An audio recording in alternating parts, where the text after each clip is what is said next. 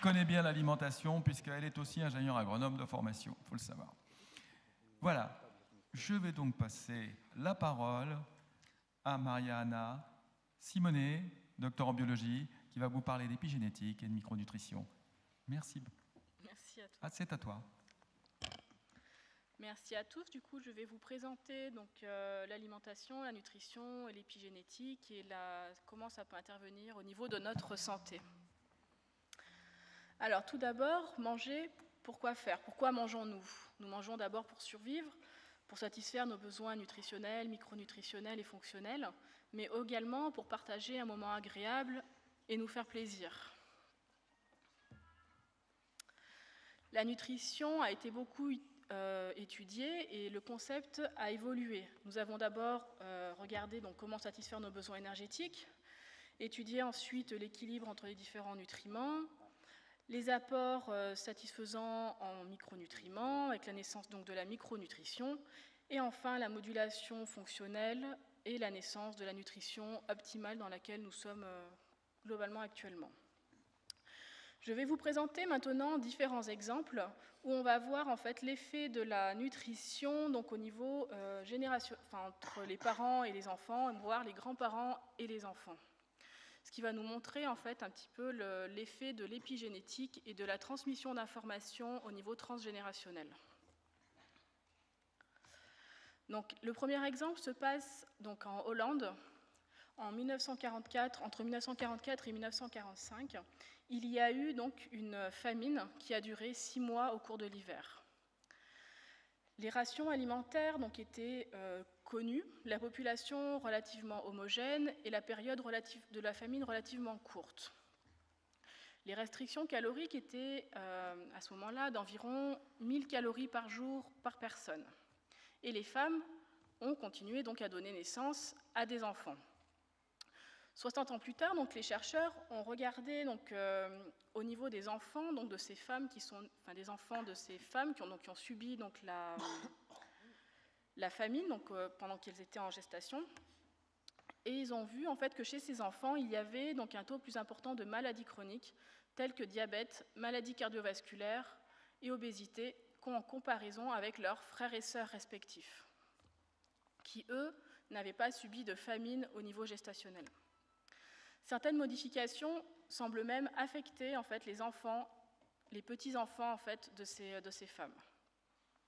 Donc on voit là une transmission d'informations qui est liée à la famine et donc à l'alimentation de la mère au niveau gestationnel.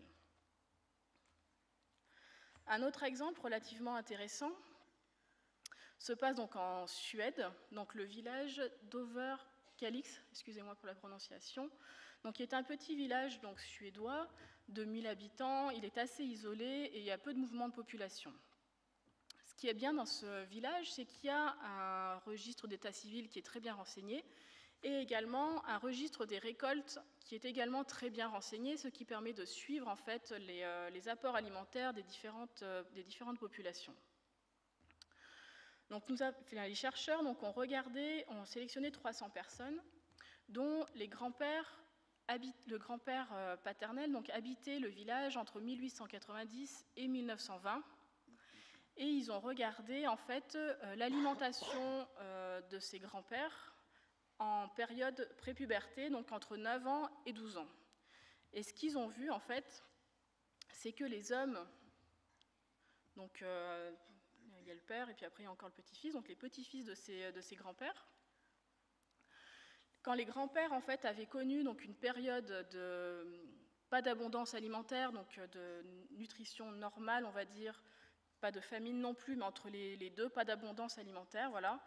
Il y avait les petits-enfants donc, avaient un taux de mortalité 2 fois plus faible que les petits-enfants de grands-pères qui avaient connu une abondance alimentaire entre 9 ans et 12 ans.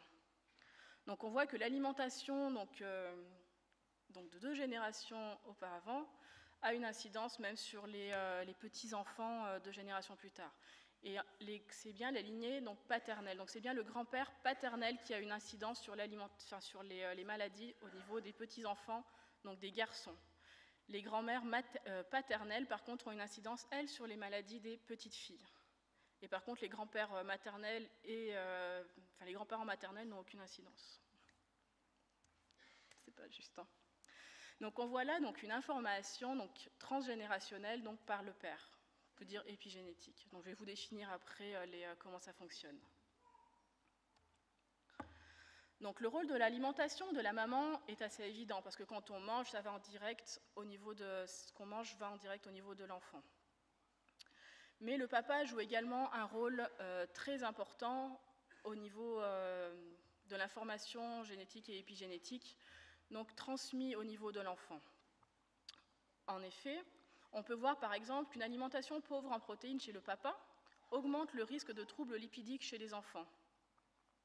Ou encore qu'une alimentation trop riche en graisse chez le papa augmente le risque de diabète chez les filles, chez les petites filles qui pourraient avoir, qu'ils ont eu. Et qu'il y a donc une relation également inverse entre l'indice de masse corporelle des papas et la qualité épigénétique donc, du sperme des papas. Donc l'alimentation des papas est aussi très importante en amont. Donc ce qu'on a vu, ce que j'ai vu au cours des différentes recherches scientifiques, c'est que l'alimentation trop riche du futur papa ou du grand-père paternel, ou une alimentation insuffisante de la maman, de la future maman ou de la grand-mère paternelle, montre en fait des maladies chroniques et cardiovasculaires chez les enfants et les petits-enfants. Donc, d'où l'importance de faire les bons choix alimentaires au cours de notre vie pour protéger les générations futures. Un exemple peut-être un peu plus visuel, donc avec nos amis les abeilles, qui sont actuellement en grand danger. Donc, les larves ouvrières et les larves de reines ont le même patrimoine génétique. La seule différence revient à l'alimentation, à leur alimentation. Donc, on voit que l'alimentation va avoir un rôle sur le développement de tel ou tel gène, de l'expression de tel ou tel gène. Les reines, en effet, vont avoir donc, de la gelée royale qui va leur donner donc, leur capacité, entre autres, à se reproduire, alors que les larves ouvrières, elles, sont stériles. C'est un exemple parmi d'autres. Alors, on appelle donc génome donc, la séquence d'ADN qui est présente à l'identique dans le noyau de toutes les cellules. Donc toutes nos cellules ont le même patrimoine génétique. On appelle épigénome les modifications chimiques qui sont ajoutées à la séquence d'ADN pour permettre l'expression en fait, spécifique à un type cellulaire donné à un moment donné. C'est comme ça en fait, qu'à partir d'une cellule souche, on va pouvoir fabriquer une cellule de peau, une cellule de foie, un neurone, ou toutes les différentes cellules de notre corps, parce qu'il y a donc un mécanisme qui va permettre d'éteindre ou d'allumer certains gènes à un moment donné de notre développement. Dans les différents exemples que je vous ai racontés un petit peu auparavant, on a vu que le génome n'était pas le seul support de l'hérédité. Les processus épigénétiques, en effet, ne modifient pas le code génétique, mais vont modifier l'expression des gènes en greffant des groupements qu'on appelle méthyl sur l'ADN ou des groupements acétyl sur les histones. Les histones sont des petites protéines sur lesquelles vont s'enrouler donc, les molécules d'ADN.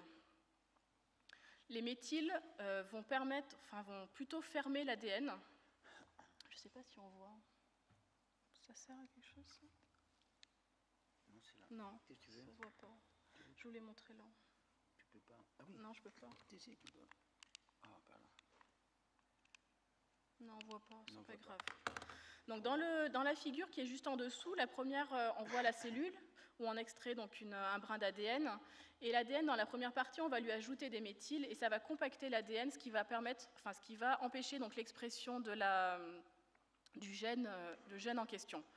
Dans la partie plus à gauche, à droite, ça dépend d'où on regarde, plus à droite, on va lui ajouter donc des molécules acétyl et là, ça va ouvrir donc l'ADN. Et ça va permettre donc l'expression en fait, du gène en question. Donc bien entendu, c'est pas on ajoute juste des méthyles ou on ajoute juste des groupements acétyles, c'est une question d'équilibre entre les méthyles et les acétyles. L'environnement nutritionnel va donc aider la cellule dans la programmation et la maintenance du code génétique et épigénétique et la protection et la modulation des fonctions indispensables à la cellule.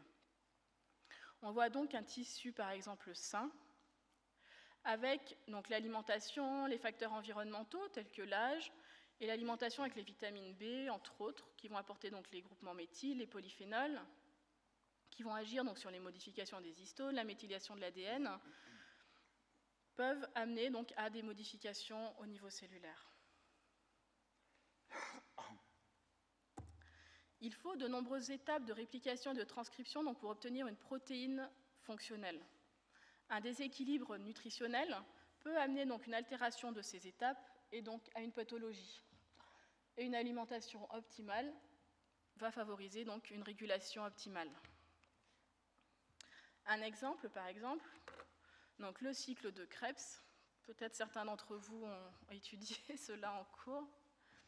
Donc en haut à droite, en fait, on voit donc ce qu'on appelle les mitochondries, qui sont en fait des anciennes bactéries en fait, qui sont dans chacune de nos cellules et qui vont fabriquer donc l'énergie cellulaire à travers un cycle très complexe qui s'appelle le cycle de Krebs. Un manque d'apport donc en fer et en magnésium, par exemple, amène donc une baisse de production d'énergie et peut amener donc une fatigue et une fragilité au niveau de l'organisme. Il faut savoir que le fer et le magnésium, outre le cycle de Krebs, entrent en jeu d'environ 200 réactions au niveau de notre corps. On a donc vu que les processus épigénétiques commencent bien avant la conception chez l'homme et chez la femme, au niveau donc de la création des ovules et des spermatozoïdes. Les processus de méthylation sont particulièrement actifs 2 mois avant la conception et 2 mois après la fécondation. C'est le moment les plus critiques. Et 30% en fait, des méthylations auront lieu au cours de la vie après la naissance. Donc rien n'est gagné. Rien n'est figé, exactement. Les différents domaines d'application où on a vu en fait, des modifications épigénétiques sont entre autres, alors je n'ai pas tout listé parce qu'il y en a beaucoup et il en sort tous les jours. Donc entre autres, on a vu des modifications au niveau de l'obésité, du diabète, de l'insulinorésistance, des maladies cardiovasculaires, de la fertilité. On a vu donc un rôle très important au niveau de l'alimentation maternelle, des cancers, grand rôle au niveau des cancers, des problèmes psychiques également, et bien d'autres. Donc là, je vous ai mis certaines références bibliographiques, c'est juste certaines références, parce que si vous regardez sur Internet, il y en a des dizaines, des centaines, voire des milliers. Alors, quelle est l'assiette épigénétique la plus favorable en fait, au maintien d'un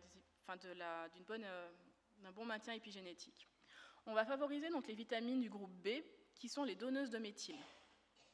Nous avons donc les sources de vitamine B9, qui sont les légumes verts à feuilles, qu'on peut saupoudrer par exemple de levure de bière, on peut prendre du foie aussi. Les sources de vitamine B6, on en trouve dans les avocats, le soja, la levure de bière. Les vitamines du groupe B12, donc dans le foie également, les rognons, harengs, maquereaux. Ce n'est pas une liste limitative, il y en a bien d'autres. Les sources de choline qui vont donner également des méthyles, donc le germe de soja, les œufs, le foie, les bétaïnes donc dans les épinards ou les crevettes, et les sources de zinc qui vont activer donc, les méthyles donc dans les huîtres et les germes de blé. Donc je vous parle surtout des méthyles, car en ajoutant en fait, à notre alimentation, donc en prenant en fait, dans l'alimentation normale en fait, des sources de méthyle, on va favoriser en fait, la fermeture donc, des gènes qui sont prédisposés potentiellement à favoriser les cancers ou d'autres maladies cardiovasculaires. Mais bien manger suffit-il? Parce que c'est bien beau de mettre tout ça dans l'alimentation, est-ce qu'après, est-ce que ça suffit? Malheureusement non, car il y a également donc, une grande part donc, qui est jouée par le microbiote intestinal, qui sont donc les bactéries qui sont contenues dans nos intestins. Et celles-ci permettent donc une bonne digestion des aliments et une capacité à absorber les aliments. On peut mettre toutes les meilleures vitamines et avoir la meilleure assiette que l'on veut. Si on a un microbiote qui est en mauvaise santé, on ne va pas absorber et du coup, c'est comme si on n'avait presque rien fait. Donc un microbiote en bonne santé permet donc une bonne absorption des nutriments. Et donc, quels sont les aliments à favoriser ? Donc, je rejoins ma collègue de tout à l'heure. Donc, les fruits et légumes colorés, bio, de saison, chaque jour. Des céréales complètes de qualité, bien entendu bio, donc en diversifiant, il n'y a pas que le blé. Entre autres, on peut essayer le quinoa, le sarrasin, qui sont très bons aussi. Les légumineuses, qui sont une très bonne source également de protéines végétales, avec les lentilles, les haricots secs, les pois chiches, dans le couscous.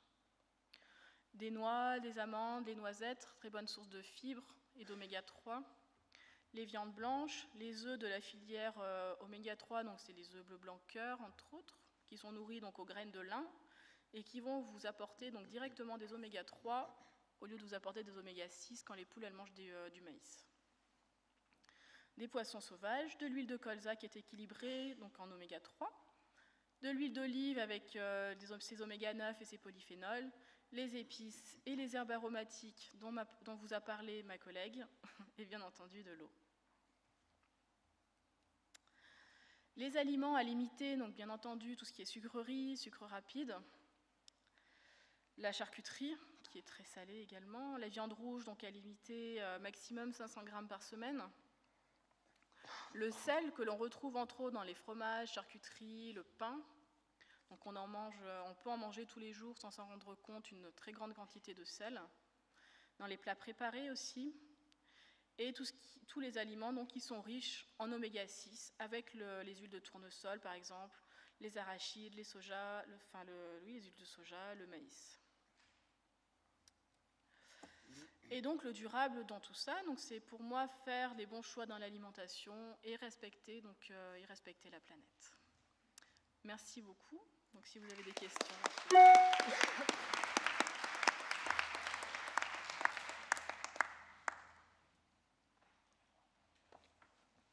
Non, c'est pas de questions, ça me va. Désolé, j'arrive un petit peu tard.